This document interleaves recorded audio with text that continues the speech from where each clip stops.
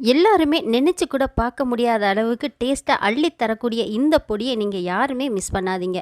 இந்த ஒரு பொடியை மட்டும் நம்ம கிச்சனில் செஞ்சு வச்சுக்கிட்டோம்னா நம்மளுடைய வேலைகள் எல்லாமே மிச்சம். சப்பாத்தி, சாதம், பூரி இது எல்லாத்துக்குமே சைடிஷ் செய்கிறதுக்கு ரொம்ப ரொம்ப அருமையான ஒரு பொடி. நம்ம கிச்சனில் இருக்கக்கூடிய வேலைகளையும் நம்ம செய்கிற சமையலையும் ரொம்ப ரொம்ப டேஸ்ட்டாக தரக்கூடிய இந்த பொடியை எப்படி செய்கிறதுன்னு பார்த்துடலாம் வாங்க. அஸ்ஸலாமு அலைக்கும், வெல்கம் டு சல்ஹாஸ் கிச்சன்.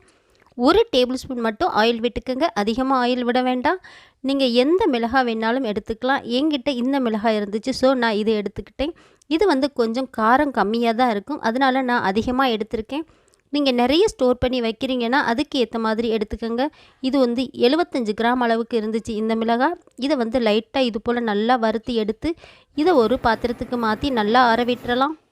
இப்போ அதே கடாயில் 1 டேபிள் ஸ்பூன் உளுந்து, 1 டேபிள் ஸ்பூன் கடலைப்பருப்பு, 1 டேபிள் ஸ்பூன் முழு மல்லி, இது எல்லாத்தையும் சேர்த்து இது போல் நல்ல குறைவான தீயில வச்சு வறுத்து கொடுத்துக்கலாம்.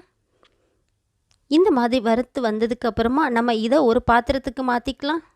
ஆயில் எல்லாத்தையுமே நல்லா வடிகட்டி எடுத்தாச்சு. இப்போ அதே ஆயிலில் தான் நம்ம போட போகிறோம். சின்ன பற்கள் பூண்டாக எடுத்துக்கோங்க, அதுதான் ரொம்ப ரொம்ப ஹெல்த்துக்கு நல்லது. அதை நான் ஒரு 25 கிராம் அளவுக்கு எடுத்திருக்கேன். அதையும் நல்லா வறுத்து எடுத்துக்கலாம் குறைவான தீயில வச்சு.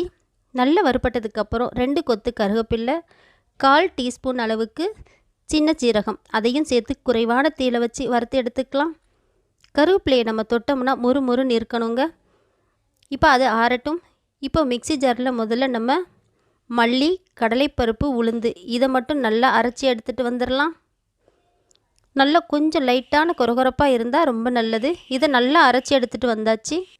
இப்போ இதே ஜாரில் நம்ம அது மேலேயே நம்ம மிளகாயை போட்டுக்கலாம். இதையும் சேர்த்து நல்லா அரைச்சி எடுத்துகிட்டு வந்துடலாம். இது கூட பாதி லெமன் சைஸ் புளியவும் சேர்த்து தேவையான அளவு உப்பு சேர்த்துக்கலாம். இது எல்லாத்தையும் சேர்த்து மூடி நல்லா அரைச்சிட்டு வந்தாச்சு. பாருங்கள், லைட்டாக நம்ம இட்லி பொடியெல்லாம் எப்படி இருக்குமோ அந்த அளவுக்கு நல்ல கொரகொரப்பாக இருக்குது பாருங்கள். இப்போ அடுத்து நம்ம கருவேப்பிலை, பூண்டு, ஜீரகம் இது எல்லாத்தையும் சேர்த்து நல்லா அரைச்சிட்டு வந்துடலாம். ரொம்ப ஃபைன் பேஸ்ட்டாலாம் நம்ம அரைக்க வேண்டாங்க. இது போல் நம்ம கொரகொரப்பாக அரைச்சிட்டு வந்தோம்னா கரெக்டாக இருக்கும். பாருங்கள், சரியான அளவுக்கு கரெக்டான பக்குவத்தில் நம்ம அரைச்சிட்டு வந்தாச்சு. இந்த பொடி இப்போ நமக்கு ரெடி ஆயிருச்சு. நம்ம இட்லி தோசை கூட சாப்பிடும்போது 1 டேபிள் ஸ்பூன் நல்லெண்ணெய், இதில் ஒரு 3 டேபிள் ஸ்பூன் போட்டு சேர்த்து நல்லா பெசரி விட்டுட்டு சாப்பிட்டோம்னா ரொம்ப ரொம்ப அருமையாக இருக்கும். ஒரு நேரத்தில் நமக்கு வேலைகள் அதிகமாக இருக்கும், எந்த சைடிஷும் செய்ய முடியாத நேரத்தில் நீங்கள் இந்த பொடி 2 டேபிள் ஸ்பூன், மாசி 1 டேபிள் ஸ்பூன், கொஞ்சமாக வெங்காயம், தக்காளியை கட் பண்ணி போட்டுட்டு அது கூட எல்லாம் பெசரி நீங்கள் சைடிஷாக நம்ம யூஸ் பண்ணிக்கலாம். அது சாலட் மாதிரி செஞ்சு சாப்பிட்டுக்கலாம். பொரியல் எல்லா பொரியலுக்குமே இதை போட்டிங்கன்னா ரொம்ப ரொம்ப டேஸ்ட்டாக இருக்கும்.